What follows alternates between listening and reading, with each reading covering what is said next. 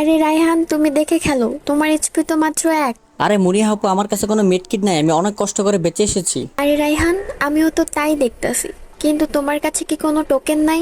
আরে না আপু, আমার কাছে কোনো টোকেনও নাই। আরে রায়হান, আমাদের এই ম্যাচের পরে সবাই গ্র্যান্ড মাস্টারে উঠে যাব, যেভাবেই হোক তুমি আমাদেরকে রিভাইভ করো। আরে মুনিয়া আপু, আপনি কোনো চিন্তা করেন না, আমি যেভাবে হোক রিভাইভ দিবই। আরে রায়হান, আশেপাশে খেয়াল করে রিভাইভ দিও, কেউ যদি তোমাকে একটা গুলিও করে না, তুমি সাথে সাথে এলিমিনেট হয়ে যাবা, আর আমাদের অনেক বাজেভাবে একটা মাইনাস দেবে। আপনি শুধু দেখেন আমি কিভাবে আপনাদের রিভাইভ দিই। আরে রায়হান, তুমি কি করতেছো?